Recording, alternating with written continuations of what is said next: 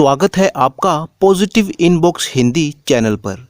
इस चैनल पर आपको नई नई और दिलचस्प कहानियां मिलती हैं। अगर आप पहली बार इस चैनल पर आए हैं तो चैनल को सब्सक्राइब कर लीजिए और वीडियो अच्छी लगे तो कमेंट और लाइक करना बिल्कुल मत भूलिएगा। आज की कहानी शुरू होती है चित्रनगर नाम के एक राज्य से, जहां पर राजा सत्यजीत का राज था। राजा सत्यजीत एक बहुत ही प्रतापी राजा था और वह हमेशा प्रजा के हित के लिए काम करता था।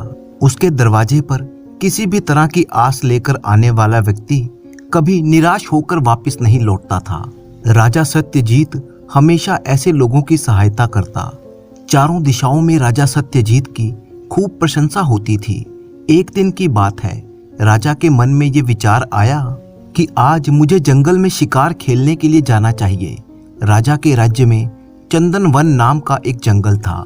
वहां से कुछ ऋषि मुनियों ने आकर राजा से शिकायत की थी कि चंदन वन में एक दानव रहता है। वो दानव प्रतिदिन ऋषि मुनियों का आहार करता है और उन्होंने राजा से अपनी रक्षा के लिए प्रार्थना की। राजा ने जब ये बात सुनी तो अपने सेवकों को बुलाया और एक तेज दौड़ने वाले घोड़े को तैयार करने के लिए कहा, ताकि वह शिकार खेलने के लिए चंदन वन में जा सके। और यदि वह दानव राजा को मिल गया तो आज ही उसका वध भी कर दिया जाएगा। सेवकों ने राजा के लिए हवा की गति से चलने वाला एक बहुत ही शक्तिशाली घोड़ा तैयार कर दिया। उसके बाद राजा सत्यजीत उस घोड़े पर सवार होकर चंदन वन की तरफ चल पड़ा।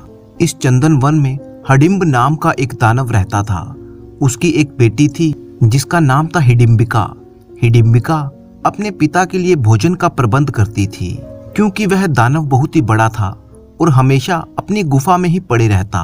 दिन के समय वह दोनों अपनी गुफा में आराम करते और जैसे ही संध्या काल होता तो दानव की बेटी हिडिम्बिका अपनी मायावी शक्ति से सुंदर रूप धारण कर लेती थी। वहां से आने जाने वाले यात्रियों को अपनी सुंदरता के जाल में फंसाकर उनसे शादी की बात कहकर गुफा के अंदर ले आती और गुफा के अंदर पहुंचने पर दानव यात्रियों को खा जाता। जंगल से गुजरने वाले सभी पुरुष उसकी बेटी के रूप में आसक्त होकर बड़ी ही आसानी से उसके साथ चलने को तैयार हो जाते थे। वह रोज रोज नए राहगीरों से मिलती थी, उनसे कहती, मैं तुम्हें शादी करने के लिए अपने पिता के पास ले जाना चाहती हूँ। वहां उनको लेकर जाती, तब तक रात हो जाती, क्योंकि दिन में यदि कोई यात्री उस गुफा में प्रवेश करता तो उसे हिडिम्ब नाम का वो दानव दूर से ही नजर आ जाता था। इसीलिए वह रात का फायदा उठाकर यात्रियों को गुफा में ले जाती थी और फिर पिता और पुत्री दोनों मिलकर यात्रियों को अपना भोजन बना लेते। इसी प्रकार यात्रियों को मार के खाते हुए उन्हें काफी समय बीत चुका था। आज राजा सत्यजीत भी इसी वन में आ पहुंचा था, जिस वन में वह दानव रहता था। राजा सत्यजीत जानबूझकर उस वन में आया था, क्योंकि उसने निश्चय कर लिया था कि मुझे उस राक्षस को मारना है जो आए दिन लोगों को अपना शिकार बनाता है। जैसे ही राजा ने चंदन वन में प्रवेश किया तो उस दानव को मनुष्य की खुशबू आने लगी। वह अपनी पुत्री से कहने लगा, देखो बेटी, आज कोई मनुष्य इस मार्ग से निकल रहा है, तुम जल्दी से जाओ, मुझे तो बहुत अच्छी खुशबू आ रही है। ऐसा लगता है कि आज तो हमें भरपेट भोजन मिलेगा। कोई जवान और हष्ट-पुष्ट व्यक्ति इस रास्ते से जा रहा है, तुम जाओ और उसे अपने रूप के जाल में फंसाकर मेरे पास ले आओ। जब उसकी बेटी ने अपने पिता की बात सुनी तो उसने उसी समय एक बहुत ही सुंदर अप्सरा का रूप बनाया। ऐसा लग रहा था मानो साक्षात स्वर्ग लोक से कोई अप्सरा जमीन पर उतर आई हो। जो भी पुरुष उसे देख ले तो देखता ही रह जाए और उस पर मोहित हो जाए। दानव की बेटी एक सुंदर अप्सरा का रूप धारण करके 16 श्रृंगार करके उस रास्ते पर आगे बढ़ने लगी जहां से राजा सत्यजीत अपने घोड़े पर चला आ रहा था। लड़की ने देखा कि उसके पिता का भोजन घोड़े पर सवार होकर उसी की तरफ चला आ रहा है। सोचने लगी, ये तो किसी देश का राजा लगता है। जो भी हो, आखिर इंसान तो है ही, और राजा का मांस खाने में तो और भी ज्यादा आनंद आएगा। इसी वन में एक बहुत बड़ा विशाल बरगद का पेड़ था। इस बरगद के पेड़ पर एक बूढ़ा गिद्ध भी रहता था। वो अच्छी तरह से जानता था कि इस वन में एक दानव और उसकी पुत्री हैं जो लोगों को अपने रूप से लुभाती है और अपने पिता के पास ले जाती है। जब उसने राजा सत्यजीत को घोड़े पर सवार जंगल में आते हुए देखा तो गिद्ध की पत्नी कहने लगी, स्वामी, ये तो राजा सत्यजीत है जो बहुत ही धर्मात्मा आदमी है। ये इस वन में कैसे आ गया? अब तो जरूर ही वो दुष्ट हडिम्बिका इसे अपने रूप के जाल में फंसाकर इसका भोजन करेगी। हमें ऐसे अच्छे राजा की रक्षा करनी चाहिए। वे गिद्ध और उसकी पत्नी जंगल में होने वाली सभी गतिविधियों पर नजर रखते थे। उस गिद्ध ने लोगों को बचाने का बहुत ही प्रयास किया, लेकिन किसी ने भी उसकी बात नहीं मानी। दूसरी तरफ हडिम्बिका एक बहुत ही सुंदर औरत का रूप धारण करती हुई राजा की तरफ चली जा रही थी। राजा भी घोड़े पर सवार उसी की तरफ आ रहा था। आज राजा सत्यजीत को कोई शिकार तो नहीं मिला था और इस सुनसान जंगल में उसकी भेंट दानव की पुत्री से हो गई। दानव की बेटी राजा के सामने आकर खड़ी हो गई। जब राजा का ध्यान उस पर गया तो उसकी सुंदरता पर वो मोहित हो गया और कहने लगा, हे सुंदरी, तुम कौन हो और इस सुनसान जंगल में क्या कर रही हो? तुम्हारे साथ तो कोई पुरुष भी नजर नहीं आ रहा, फिर तुम अकेली यहाँ पर इस जंगल में क्यों भटक रही हो? यहाँ पर तो तुम्हारे प्राणों को भी खतरा हो सकता है, कोई जंगली जानवर तुम्हें मार सकता है। तब वो लड़की कहने लगी, आप मुझे किसी देश के राजा दिखाई पड़ते हैं।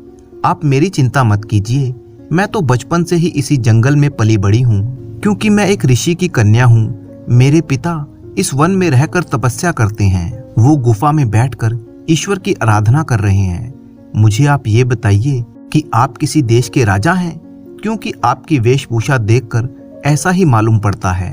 तब राजा ने कहा, हाँ सुंदरी, मैं चित्रनगर का राजा सत्यजीत हूँ। लड़की कहने लगी, हे राजन, मेरे पिता मेरा विवाह करना चाहते हैं और उन्होंने मुझे अपना वर खुद ढूंढने की आज्ञा दी है। उन्होंने मुझसे कहा है कि मैं स्वयं अपने लिए विवाह के योग्य कोई युवक की तलाश कर लूं, लेकिन मैं देख रही हूँ कि इस जंगल में सभी वृद्ध ऋषि मुनि हैं जो अपनी तपस्या में लीन हैं। लेकिन मैं तो जवान हूँ, इसीलिए मैं उनसे विवाह नहीं कर सकती।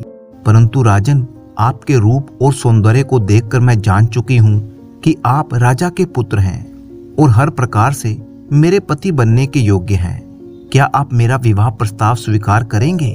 उस दुष्ट राक्षसी ने अपने यौवन के जाल में राजा सत्यजीत को बुरी तरह से फंसा लिया। राजा कहने लगा, यदि तुम मुझे पति के रूप में पाना चाहती हो तो मैं भी तुम्हारी इस इच्छा का स्वागत करता हूँ। मुझे इस बात में कोई आपत्ति नहीं है, बल्कि मैं भी तुम्हें पत्नी के रूप में पाकर अपने आप को सौभाग्यशाली समझूंगा। हे सुंदरी, मैं तुमसे विवाह करने को तैयार हूँ, परंतु तुम्हारे पिता कहाँ पर हैं? राजन, मेरे पिता गुफा में तपस्या कर रहे हैं और इस समय वो ध्यान में मग्न हैं। इसीलिए महाराज, आपको 2 घड़ी का इंतजार करना पड़ेगा। मैं ये खबर जाकर अपने पिता को देती हूँ। जब वह ध्यान से उठ जाएंगे तो मैं तुम्हें बुलाकर ले जाऊंगी। तब तक तुम मेरा इंतजार करना। उसके प्रेम में डूब चुका राजा कहने लगा, हाँ सुंदरी, तुम्हारे लिए मैं 2 घड़ी तो क्या, पूरा जीवन इंतजार करने के लिए तैयार हूँ। मुझे तुम जैसी सुंदर पत्नी मिल जाए तो मेरा महल और भी शोभायमान हो जाएगा। राजा सत्यजीत उस दानव पुत्री के जाल में पूरी तरह से फंस चुका था। तब वो युवती कहने लगी, राजन, मैं अभी यहाँ से जा रही हूँ। यहाँ से कुछ ही दूरी पर मेरे पिता एक गुफा में बैठे हैं और उसमें तपस्या कर रहे हैं। 2 घड़ी के बाद तुम उस गुफा की तरफ चले आना, मैं तुम्हें निमंत्रण देकर जा रही हूँ। वो युवती वहां से चली गई। उसे पूरा विश्वास था कि उसके मोह जाल में फंस चुका राजा उसकी गुफा के अंदर अवश्य आएगा। इधर राजा सत्यजीत के मन में भी उस युवती के लिए प्रेम उमड़ रहा था। उसके मन में भी उस युवती को पाने की बेचैनी बढ़ने लगी थी। अब तो राजा के लिए 2 घड़ी का समय भी 2 वर्ष के समान लगने लगा। वो सोच रहा था कि 2 घड़ी का समय कब निकलेगा। इधर वो गिद्ध पेड़ पर बैठा हुआ राजा की ऐसी हालत को देख रहा था कि किस तरह से राजा सत्यजीत उस दुष्ट युवती के चंगुल में फंस चुका है। गिद्ध समझ चुका था कि यदि 2 घड़ी के बाद राजा गुफा के अंदर चला गया तो दानव और उसकी बेटी राजा को मारकर खा जाएंगे। वह गिद्ध पेड़ से उड़कर राजा के सामने आ गया। गिद्ध कहने लगा, हे मुसाफिर, मुझे आप कोई विद्वान और तेजस्वी राजा मालूम पड़ते हैं। राजा ने कहा, हाँ गिद्धराज, आपने सही पहचाना, मैं एक राजा हूँ। गिद्ध कहने लगा, राजा, तुम जो काम करने जा रहे हो वह तुम्हारे लिए एक बहुत ही बड़ी मुसीबत बन सकता है। वो लड़की किसी भी तरह से तुम्हारे योग्य नहीं है। तुम बेकार में ही उसके लिए पागल हुए जा रहे हो। तुम्हारी भलाई इसी में है कि तुम उसे भूलकर यहाँ से लौट जाओ। ये बात सुनकर राजा कहने लगा, क्या तुम्हारी मति मारी गई है जो तुम मुझसे ऐसा कह रहे हो? नहीं राजन, मेरी मति नहीं मारी गई। जरा सोचिए, क्या तुमने उस स्त्री से उसके कुल खानदान के बारे में पता किया? उसका गोत्र क्या है? क्या आपको ये मालूम है? क्या तुम जानते हो कि उसकी जाति क्या है? क्या तुम्हारे पास ये सब जानकारी है? राजा बोले, ये सब कुछ मैं नहीं जानता, परंतु मैं केवल इतना जानता हूँ कि वो जैसी भी है मेरी पत्नी बनने के योग्य है। तब गिद्ध समझाते हुए कहने लगा, राजन, आप इस समय उसके सौंदर्य के जाल में फंस चुके हैं। मैं जानता हूँ कि इस समय आपको मेरी बातें बहुत ही बुरी लगेंगी और आपकी नजरों में तो मैं एक दुश्मन दिखाई दे रहा हूँ, क्योंकि सच बात तो ये है कि लोभी, मूर्ख और काम के वशीभूत हो चुके आदमी को अपने हितैषी का समझाना भी अच्छा नहीं लगता। राजन, मैं आपका शत्रु नहीं बल्कि आपका हित चाहने वाला हूँ। और कहा भी गया है कि जिस स्त्री के कुल खानदान का पता ना हो उसके मोह पाश में नहीं पड़ना चाहिए। ऐसा करना हमेशा मुसीबत को बुलावा देता है। जिस प्रकार बहते हुए जल में उसकी गहराई का अंदाजा किए बिना नहाने वाले आदमी को मूर्ख कहा जाता है, उसी प्रकार स्त्री के बारे में पूरी जानकारी किए बिना उससे प्रेम करने वाले व्यक्ति को भी मूर्ख ही माना जाता है। राजा कहने लगा, आप क्या कहना चाहते हैं? मैं कुछ समझा नहीं। तब गिद्ध कहने लगा, राजन, तुम जिस स्त्री से विवाह करना चाहते हो क्या वो सौदागर की पत्नी के समान सुंदर है? क्या उसके समान सुशील है? क्या वह सौदागर की पत्नी के समान चतुर भी है? राजा बोला, कौन सौदागर? मैंने कभी किसी सौदागर की स्त्री के बारे में नहीं सुना। आखिर ये सौदागर की स्त्री कौन थी? गिद्ध कहने लगा, राजन, यदि तुम सौदागर की पत्नी के बारे में जानना चाहते हो तो तुम्हें मेरे पास रहकर मेरी बातें सुननी होगी। अब तो राजा को उस गिद्ध की बातें सुनने की इच्छा हुई। वो कहने लगा, गिद्धराज, मुझे उस सौदागर की पत्नी के बारे में बताइए। तब गिद्ध कहने लगा, राजन, मैं आपको वो दास्तान 2 घड़ी के बाद सुनाऊंगा। अभी संध्या का समय है, लेकिन कहानी सुनने का आनंद रात के समय आता है। इतना कहकर वो गिद्ध अपने घोंसले की तरफ चला गया। अब राजा दुविधा में फंस चुका था, क्योंकि 2 घड़ी के बाद उसे दानव की गुफा में जाना था। इधर गिद्ध ने भी 2 घड़ी के बाद उसे सौदागर की पत्नी की कथा सुनाने का समय दिया था। असल बात तो ये थी कि गिद्ध चालाकी से उस राजा को रोकना चाहता था कि ये उसकी कहानी सुनने लगे और गुफा में जाने से बच जाए, परंतु राजा तो उस युवती के मोह जाल में फंस चुका था। गिद्ध की बातों ने राजा को एक दोराहे पर ला दिया था। वो सोच रहा था कि मैं किधर जाऊं, परंतु था तो वो राजा ही। उसकी बुद्धि कुछ जागृत हुई, ईश्वर का साथ मिला तो सोचने लगा कि मुझे उस सौदागर की पत्नी के बारे में जरूर जानना चाहिए। आखिर सौदागर की पत्नी कैसी थी और ये गिद्ध उस स्त्री की इतनी बड़ाई क्यों कर रहा है? मुझे आज की रात यहीं पर ठहर कर वो कहानी जरूर सुननी चाहिए। धीरे धीरे 2 घड़ी का समय बीत गया। राजा उसी स्थान पर रुका हुआ था और गिद्ध के आने की प्रतीक्षा कर रहा था। थोड़ी ही देर के बाद गिद्ध भी आ गया। दूसरी तरफ वो दानव और उसकी बेटी गुफा के अंदर राजा की प्रतीक्षा कर रहे थे कि अब तो राजा आता ही होगा, तब मैं और मेरे पिता उसको अपना भोजन बना लेंगे। लेकिन गिद्ध के कहने पर राजा तो वहां पर आया ही नहीं। इधर गिद्ध कहने लगा, राजन, अब मैं तुम्हें सौदागर और उसकी पत्नी के बारे में बताता हूँ, तुम ध्यान लगाकर सुनना। इस प्रकार गिद्ध ने राजा सत्यजीत को सौदागर की पत्नी की कहानी सुनाना शुरू की और कहने लगा, हे राजन, एक वीरपुर नाम का नगर था। नगर में एक बहुत ही धनवान सौदागर रहता था। सौदागर का व्यापार देश विदेश में फैला हुआ था। वो इतना धनवान आदमी था कि उसके सामने बड़े बड़े राजा और महाराजा भी कम धनवान मालूम पड़ते थे।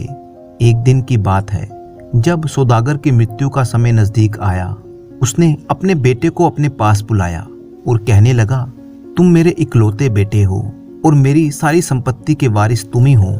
अब मेरा अंतिम समय आ चुका है। मैं इस धरती से जा रहा हूँ और फिर कभी लौट कर नहीं आऊँगा। तुम इस दुनिया में अकेले रह जाओगे। तुम मेरी कुछ बातों को सीख लो ताकि वह जीवन में तुम्हारे काम आए और तुम्हें कभी दुख का सामना ना करना पड़े। ये बात सुनकर सौदागर का आज्ञाकारी बेटा अपने पिता की बातें ध्यान से सुनने लगा। सौदागर उसे समझाते हुए कहने लगा, देखो बेटा, जीवन जीने के लिए मेरी 5 बातों को हमेशा याद रखना, तो तुम कभी जीवन में दुखी नहीं रहोगे। पहली बात कि तुम व्यापार के लिए जब भी दुकान पर जाओ तो कभी धूप में मत जाना, हमेशा छाया में ही जाना। दूसरी बात कि तुम रोज भोजन में पकवान ही खाना। और तीसरी बात कि तुम हर सप्ताह एक नई पत्नी के साथ रहना। चौथी बात कि अगर तुम्हारी कभी शराब पीने की इच्छा हो तो ऐसे शराब खाने में जाना जहां पर शराब बनती हो। पांचवी बात, अगर तुम्हारा जुआ खेलने का कभी मन हो तो हमेशा ऐसे जुआरियों के साथ खेलना जो इस खेल में बहुत ही पुराने और माहिर हो चुके हों। ये 5 बातें सौदागर ने अपने बेटे को समझा दी। इसके साथ ही सौदागर के प्राण निकल गए। अपने पिता की मृत्यु पर सौदागर के बेटे को बहुत ही दुख हुआ और वह बहुत रोया और फिर उसने अपने पिता का अंतिम संस्कार कर दिया। अंतिम संस्कार करने के बाद उसके मन में ये विचार आया, मेरे पिता ने मुझे 5 शिक्षाएं दी थीं। मुझे जीवन में अपने पिता की इन 5 बातों को अपनाना चाहिए। सौदागर का बेटा अभी नौजवान था, वह अभी नासमझ था और उसमें अनुभव की कमी थी। इसीलिए उसने अपने पिता की बातों का गलत अर्थ निकाल लिया। वैसे तो वह अपने पिता की हर बात मानता था, लेकिन उन बातों का वो सही अर्थ नहीं जान पाया। उसने अपने पिता की पहली बात का पालन कुछ इस ढंग से किया, क्योंकि उसके पिता ने पहली बात ये बताई थी कि बेटा, जब भी तुम दुकान पर जाओ तो कभी धूप में मत जाना, हमेशा छाया में ही जाना। इसीलिए उसने क्या किया कि अपने घर से लेकर दुकान तक जितना भी रास्ता था उस पर कपड़े का तंबू लगा दिया। उस पूरे मार्ग को उसने इस तरह से कपड़े से ढकवा दिया कि उसे धूप देखने को ही ना मिले। उसकी इस बेवकूफ़ी में उसका बहुत सा धन खर्च हो गया। अब तो वह रोजाना अपनी दुकान पर छाया में ही जाता था। उसका ऐसा बर्ताव देखकर उसके मित्र उसके पागलपन पर हंसते और कहते कि ये तो पागल है, और उसके पिता भी पागल थे जो अपने बेटे को ऐसी शिक्षा दे गए, और ये बेटा भी पागल है जो अपने पिता की ऐसी मूर्खतापूर्ण बातों को अपने जीवन में उतार रहा है। लेकिन सौदागर के बेटे ने इन बातों की ओर ध्यान नहीं दिया। उसके पिता ने दूसरी बात ये समझाई थी कि बेटा, हमेशा पकवानों का ही भोजन करना। तो उसने अपने पिता की दूसरी बात का पालन कुछ इस ढंग से किया कि अपने रसोइयों को ये आदेश दिया, मुझे खाने में रोजाना पकवान ही बनाए जाएं। अब तो जैसे उसके पिता ने कहा था वह रोज पकवान खाने लगा। इस तरह से भोजन में भी उसका बहुत सा धन खर्च होने लगा। इस प्रकार सौदागर की तीसरी बात ये थी कि हर हफ्ते एक नई पत्नी के साथ रहना। अब सौदागर के बेटे ने विवाह करने का निश्चय किया। जिस घर से भी सौदागर के बेटे के लिए रिश्ता आता तो वह लड़की के सामने ये शर्त रख देता कि वह सिर्फ 1 सप्ताह के लिए ही उसे अपनी पत्नी बनाएगा। 1 सप्ताह के बाद वह किसी दूसरी औरत को अपने घर ले आएगा। उसकी ऐसी बातें सुनकर कन्या पक्ष के लोग आग बबूला हो जाते और उसे बुरा भला कहकर अपने घर से भगा देते। धीरे धीरे ये बात सभी जगह फैल गई और सभी लोगों ने सौदागर को अपनी बेटी देने से साफ मना कर दिया। संयोग की बात है, उसके एक रिश्तेदार ने उसके लिए एक बहुत ही सुशील कन्या ढूंढी। जब सौदागर का बेटा उससे मिलने गया तो उसने लड़की और उसके माता पिता से कहा कि वह उनकी बेटी से शादी तो करेगा, परंतु सिर्फ 1 सप्ताह के लिए। उसके बाद वह किसी दूसरी कन्या से विवाह करेगा। लड़की के माता पिता ये सुनकर क्रोध में आ गए, लेकिन लड़की ने कुछ सोच विचार करने के बाद इस विवाह के लिए हाँ कर दी। वो कहने लगी कि मुझे ये शर्त मंजूर है। लड़की के माता पिता के लाख समझाने के बावजूद भी लड़की ने शादी के लिए हाँ कर दी। अब सौदागर के बेटे का विवाह हो गया। उसकी पत्नी बहुत ही सुंदर होने के साथ साथ बुद्धिमान भी थी। हालांकि उसे मालूम था कि उसका पति केवल उसे 1 सप्ताह के लिए अपने घर लेकर जा रहा है और 1 सप्ताह के बाद वह उसे निकाल कर कोई दूसरी औरत ले आएगा। लेकिन फिर भी उसे पूरा विश्वास था कि वह अपनी बुद्धिमानी से अपने पति को सही रास्ते पर ले आएगी। अब सौदागर अपनी पत्नी के साथ अपने घर में रहने लगा था। उसकी पत्नी हर काम अपने पति की इच्छा के अनुसार ही करती। घर का हर काम वो अपने पति के कहने से पहले ही कर देती थी। उसने कभी भी सौदागर को शिकायत का मौका नहीं दिया, ताकि कभी भी सौदागर को उस पर गुस्सा ना आए और वह उसे घर से ना निकाल सके।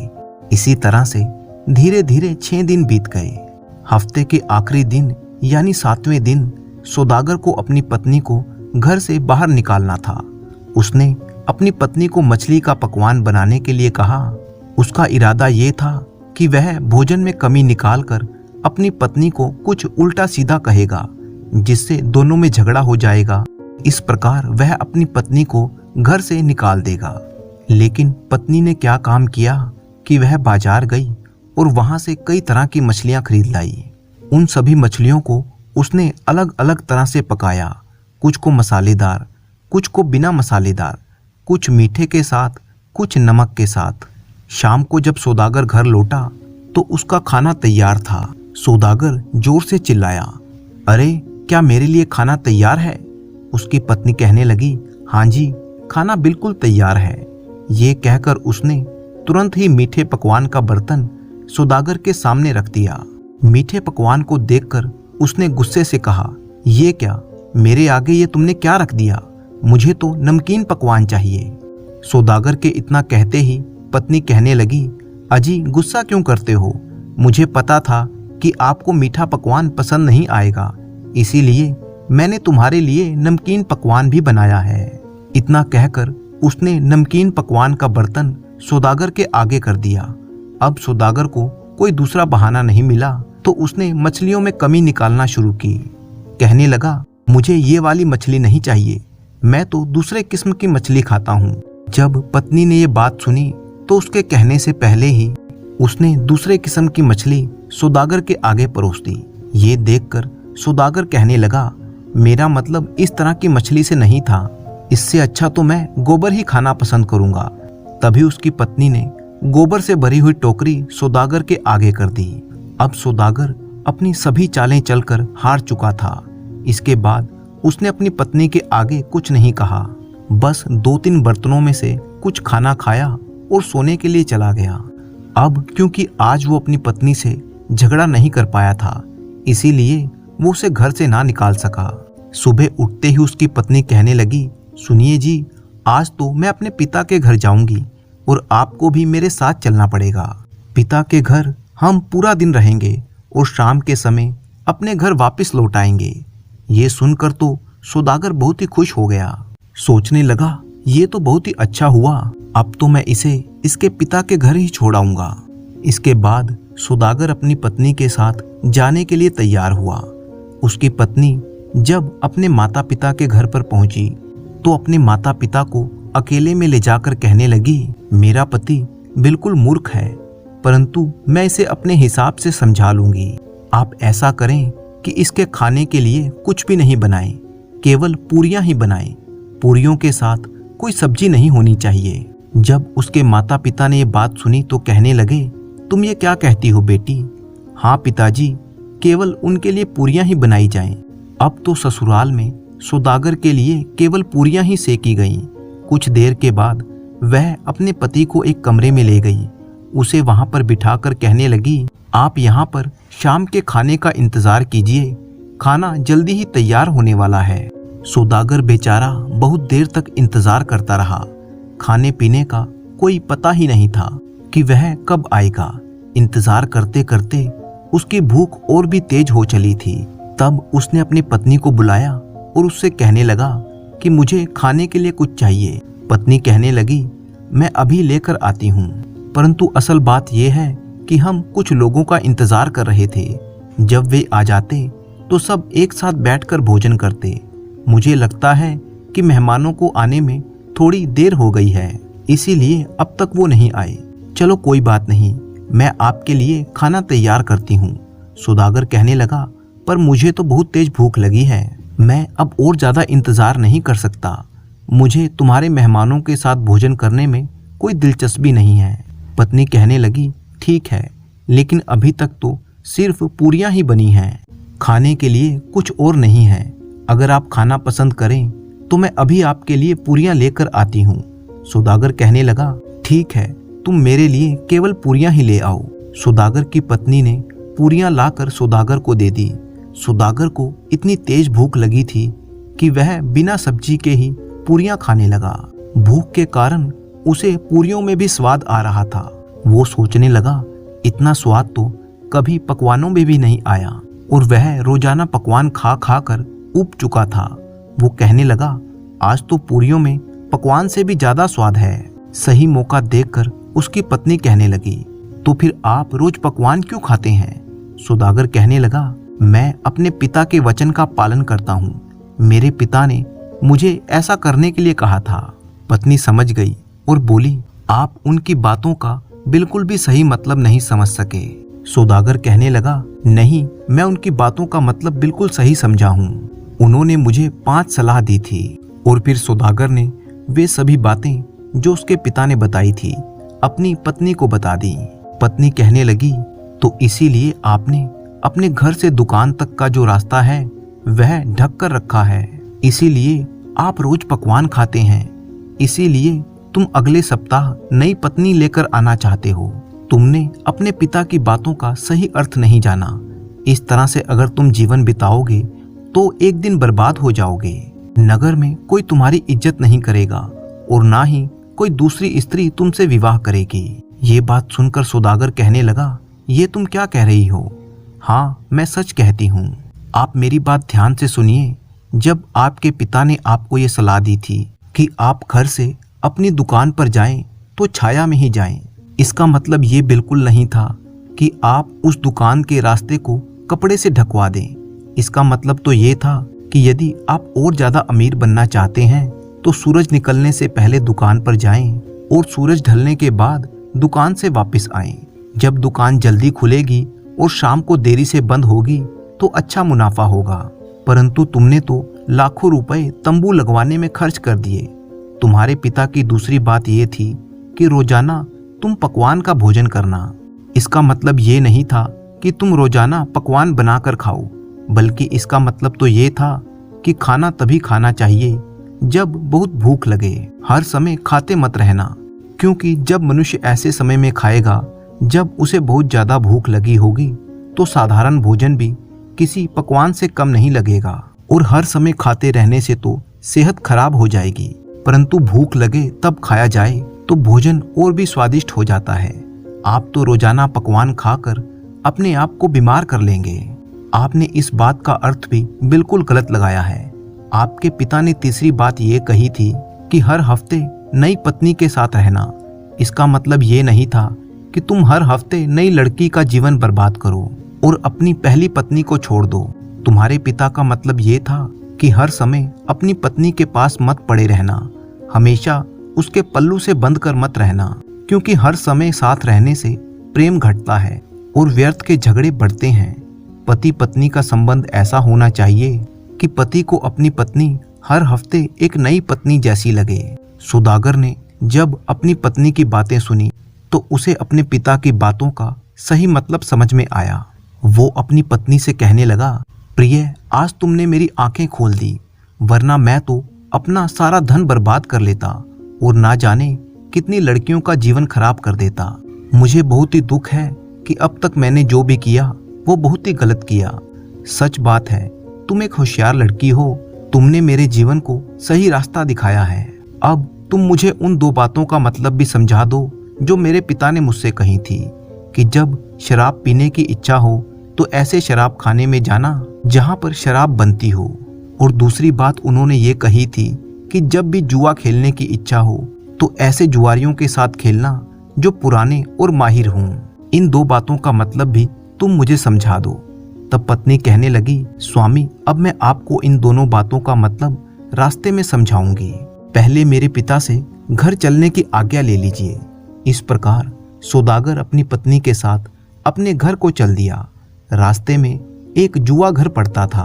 सौदागर की पत्नी सौदागर को जुआ घर में ले गई और वहां पहुंचकर उसने सौदागर को उन लोगों से मिलवाया जो बड़े ही नामी जुआरी थे, जिन्होंने अपना सब कुछ जुए में हार दिया था और अब सड़क पर आ चुके थे। सौदागर की पत्नी बोली, आपके पिता का मतलब यही था कि आप जब भी जुआ खेलें तो आप इन पुराने जुआरियों को देख लें, उनके पास बैठें और उनसे पूछें कि वह किस तरह से बर्बाद हुए। आज उनकी हालत इतनी बद से बदतर कैसे हो गई। आपके पिता यही चाहते थे कि आप भी ये देखें और समझें और फिर कभी ऐसी हालत में ना पड़ें। यही तो कहा था आपके पिता ने कि जब भी जुआ खेलने का मन हो तो हमेशा पुराने और नामी जुआरियों के साथ खेलना।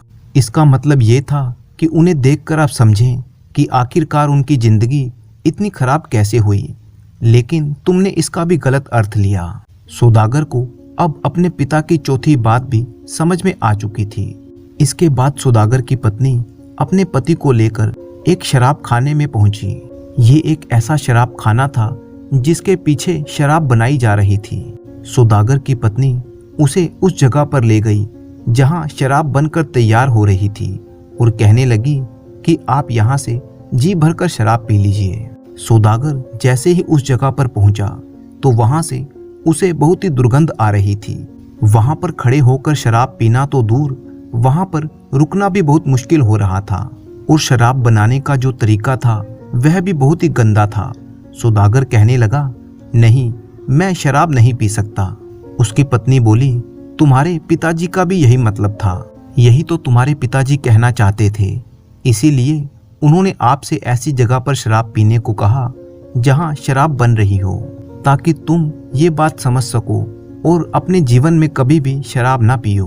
अब अपनी पत्नी के मुंह से अपने पिता की पांचों बातों का मतलब समझकर सौदागर बहुत ही खुश था।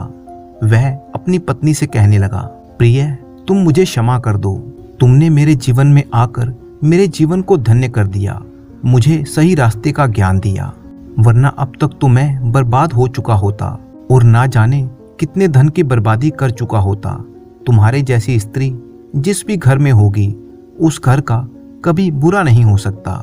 इस प्रकार सौदागर अपनी पत्नी के साथ एक सुखमय जीवन बिताने लगा। कहानी पूरी करने के बाद बूढ़ा गिद्ध अब राजा से कहने लगा, हे राजन, यदि तुमको ऐसी पत्नी मिल जाए जो तुम्हारी प्रत्येक बात का अर्थ समझ सके, तभी तुम मुझसे विवाह करना। तुम किसी युवती के यौवन जाल में फंसकर किसी बड़ी मुसीबत में फंस सकते हो, क्योंकि जो स्त्री गुण और विचारों से सुंदर होती है वही स्त्री सबसे अधिक सुंदर होती है। रूप का माया जाल तो मनुष्य को संकट में डाल देता है।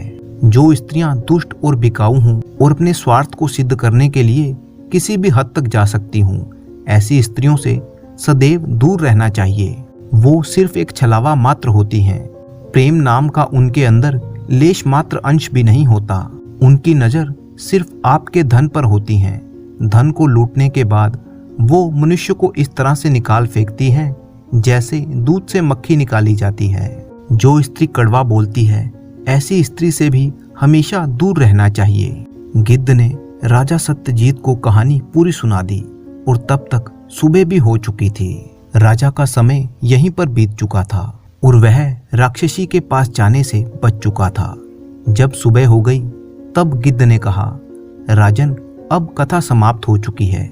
मैं चाहता हूँ कि आप इसी समय एक बार अपने अस्त्र शस्त्र लेकर उस गुफा की तरफ जाएं, ताकि आप उस युवती का वास्तविक रूप देख सकें, क्योंकि संध्या काल के समय वे एक अप्सरा का रूप धारण करती है, परंतु इस समय वह अपने वास्तविक रूप में होगी। राजा सत्यजीत वीर और प्रतापी तो था ही, उसने अपनी तलवार संभाली और बड़ी ही सावधानी के साथ गुफा की तरफ चल दिया। दिन के उजाले में जब वह गुफा में पहुंचा तो देखा कि एक भयानक दानव वहां पर सोया हुआ था। साथ ही उसकी पुत्री भी वहीं पर अपने वास्तविक रूप में सोई हुई थी। राजा ने बिना भी एक क्षण की देरी किए हुए अपनी तलवार से उन दोनों को मौत के घाट उतार दिया। इस प्रकार उस दानव और उसकी बेटी के आतंक का खात्मा हो गया। उस वन में रहने वाले ऋषि मुनि और बाकी प्राणी भी बिना किसी भय के अपना जीवन बिताने लगे। तो दोस्तों, कहानी अगर आपको पसंद आ गई हो तो इस वीडियो को लाइक अवश्य कीजिएगा, ताकि इस वीडियो पर कम से कम 1000 लाइक हो सकें। इसी तरह की मजेदार कहानियां सुनने के लिए चैनल को सब्सक्राइब कर लीजिए। अपने अच्छे कमेंट करना बिल्कुल मत भूलिएगा। तो मिलते हैं आपसे अपनी अगली कहानी में। तब तक के लिए अपने दोस्त राणा मंजीत सिंह को अनुमति दीजिए। अवंतिका राज्य में रहने वाले सेठ मुरारी लाल राज्य के सबसे धनी व्यक्ति थे। सेठ मुरारी लाल के घर में दर्जनों नौकर चाकर हमेशा उनकी सेवा में हाजिर रहते थे। सेठ जी के घर पर अक्सर ही किसी न किसी कार्यक्रम या उत्सव का आयोजन होता ही रहता था और ऐसे मौकों पर सेठ अपनी धन और वैभव का खूब दिखावा करते थे।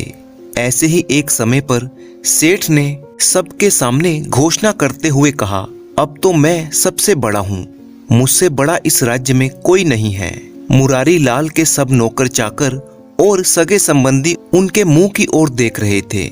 मुरारी लाल वास्तव में ही बहुत धनवान बन गया था। उसके बराबर का धनवान पूरे राज्य में कोई नहीं था। उसकी हवेली भी राजा के महल से कम ना थी। सेठ के अस्तबल में हर नस्ल के घोड़े बंधे हुए थे। शायद राजा के पास भी ऐसी नस्ल के घोड़े नहीं थे। मुरारी लाल के पास जब इतना अधिक धन आ गया तो उसने सोचा कि क्यों ना अपनी हवेली पर एक महाभोज का आयोजन किया जाए, जिसमें राज्य के बड़े बड़े लोगों को बुलाया जाएगा।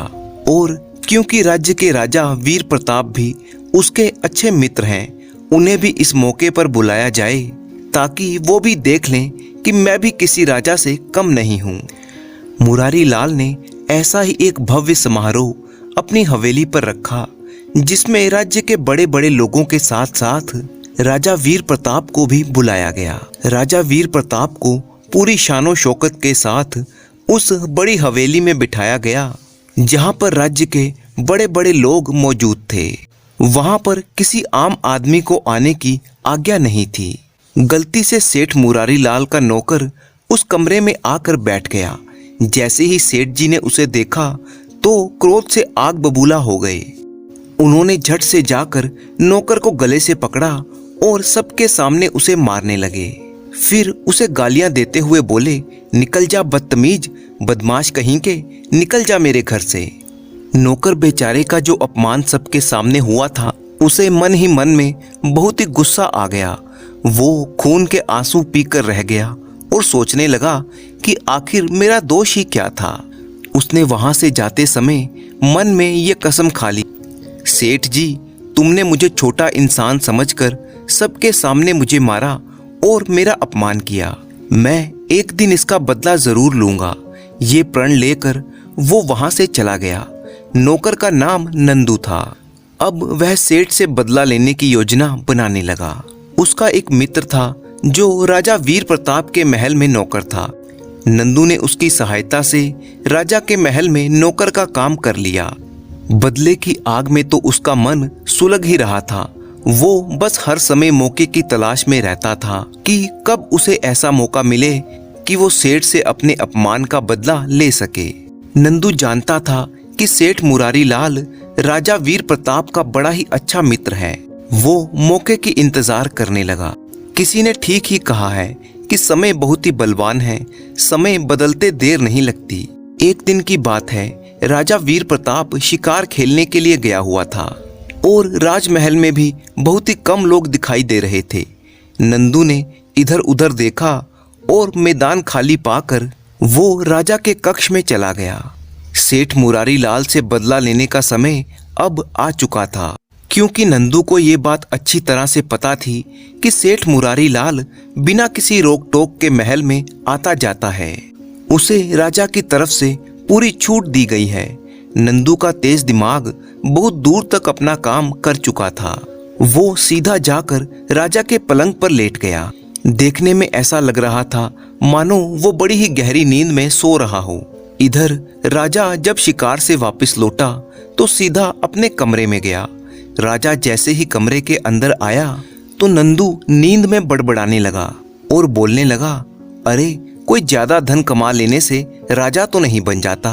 मुरारी लाल की ये मजाल कि वो अब रानी के साथ छेड़छाड़ करे। छी छी छी छी, पापी कहीं का। धन अधिक आते ही उसकी बुद्धि भ्रष्ट हो गई है। अरे कैसा आदमी है वो, राजा की बराबरी करता है, पापी कहीं का। राजा वीर प्रताप ने नौकर के मुंह से जैसे ही ये शब्द सुने तो उसे बहुत ही क्रोध आया। उसने झट से नंदू को गले से पकड़ा और खड़ा कर दिया। राजा कहने लगा, नंदू, जो कुछ भी तूने नींद में कहा है वो सच है क्या? नंदू भी कोई कम चालाक नहीं था। बदले की आग उसके मन में दहक रही थी। उसने राजा के सामने हाथ जोड़कर कहा, क्षमा कीजिए अन्नदाता, मैं बहुत ही अधिक थक गया था। बस जैसे ही मैं आपके कमरे में आया तो मुझे जोरदार नींद आ गई और मैं पलंग पर ही गिर पड़ा। नींद में ही मैं क्या कह गया मुझे क्या पता, जो हो गया सो हो गया, मुझे माफ कर दीजिए। ये कहते हुए नंदू बाहर निकल गया। राजा सोच में पड़ गया। उसके मन में संदेह होने लगा। नंदू ने उसके मन में शक का बीज जो बो दिया था। अब राजा का मन दुखी रहने लगा था। सोचने लगा, सेठ मुरारी लाल मेरी रानी के साथ छेड़छाड़ करता है, जिसे मैंने अपना मित्र समझकर महल में बिना रोक टोक आने की आज्ञा दी, उसने ही मेरे साथ धोखा किया। धोखेबाज, पापी कहीं का, मैं अब तुम्हारे किए की सजा तुम्हें देकर रहूंगा। अगले दिन राजा ने अपने सिपाहियों को आज्ञा दी कि वो सेठ मुरारी लाल को पकड़कर उसके सामने हाजिर करें। सिपाही तुरंत मुरारी लाल के घर पहुंचे और उसे पकड़कर राजा के सामने पेश कर दिया गया। राजा ने मुरारी लाल को देखते ही क्रोध भरे स्वर में कहा, देखो मुरारी लाल, आज के बाद तुम मेरे महल में कदम मत रखना। आज से तुम्हारी और मेरी दोस्ती खत्म है। तुम जैसे धोखेबाज के साथ कैसी दोस्ती? तुमने जो मेरे साथ विश्वासघात किया है उसकी सजा मैं तुम्हें जरूर दूंगा। सेठ मुरारी लाल राजा के क्रोध को देखकर समझ गया कि राजा उसे छोड़ेगा नहीं, और अगर ऐसा हुआ तो उसका सारा मान सम्मान मिट्टी में मिल जाएगा। जो लोग उसका सम्मान करते हैं अब वही उसके मुंह पर थू थू करेंगे। शहर भर में उसकी बदनामी हो जाएगी। लेकिन फिर भी सेठ की इतनी हिम्मत ना हुई कि वो राजा से पूछ सके कि उसका अपराध क्या है। राजा ने बेइज्जती करके सेठ को महल से बाहर निकाल दिया। सेठ जब घर पर पहुंचा तो सोच में पड़ गया। वो इस सारी घटना के बारे में सोचने लगा। उसे पता था कि वो निर्दोष है, मगर दोषी क्यों बनाया गया। वो पिछले दिनों की सारी घटनाओं के बारे में सोचने लगा तो उसे अपने घर और राजा के महल के बीच एक ही कड़ी दिखाई दी, उसका नौकर नंदू। सेठ के दिमाग में नंदू का नाम गूंजने लगा। नंदू नंदू नंदू का चेहरा उसकी आंखों के सामने घूमने लगा, जिसे सेठ ने सबके सामने मार पीट कर घर से निकाला था। वही आजकल राजमहल में काम कर रहा है। ये सब उसी की कोई चाल हो सकती है। उसी समय मुरारी लाल ने अपने एक नौकर को बुलाया और नंदू को बुला भेजा। कुछ देर बाद नंदू भागता भागता अपने पुराने मालिक के पास पहुंचा। नंदू को देखते ही मुरारी लाल ने उसे गले से लगा लिया और कहा, नंदू, तुम तो मेरे पुराने वफादार सेवक हो। जरा सी बात पर तुम नाराज होकर घर से चले गए थे। भला ये भी कोई बात हुई? और मैंने तो तुम्हारे लिए दिवाली का इनाम भी रखा था। ये कहकर सेठ ने अपने एक नौकर को इशारा किया तो नौकर ने झट से कुछ सामान नंदू के हाथ में थमा दिया। सेठ कहने लगा, ये रखो, ये तुम्हारा नया धोती कुर्ता, मिठाई और चांदी का सिक्का है। तुम हमें भूल गए तो क्या हुआ, भला हम अपने सेवक को कैसे भूल सकते हैं। इनाम में ये सब कुछ देखकर नंदू की तो आंखें चुंधिया गई। उसे मन ही मन में एहसास होने लगा कि मेरा मालिक इतना भी बुरा नहीं है जितना मैंने उसे सोच लिया था। आखिर इसे अपनी गलती पर पछतावा हो ही गया है, इसीलिए मुझे इतना सम्मान दे रहा है। मैंने यूं ही राजा के सामने इसकी बुराई कर डाली और इस भले सेठ को दोषी बना दिया। नंदू को अपने किए पर पछतावा होने लगा था। वो इनाम लेकर और सेठ का धन्यवाद करके वापस लौट आया। दूसरे दिन नंदू ने अपने तेज दिमाग से फिर से एक योजना बनाई। अपने किए का पश्चाताप करने का इससे अच्छा रास्ता और कोई नहीं था। नंदू दूसरे दिन फिर से राजा के पलंग पर लेट गया और सोने का नाटक करने लगा। राजा जैसे ही शिकार से वापस आया, उसने वैसा ही नाटक किया जैसा कि वो पहले कर चुका था।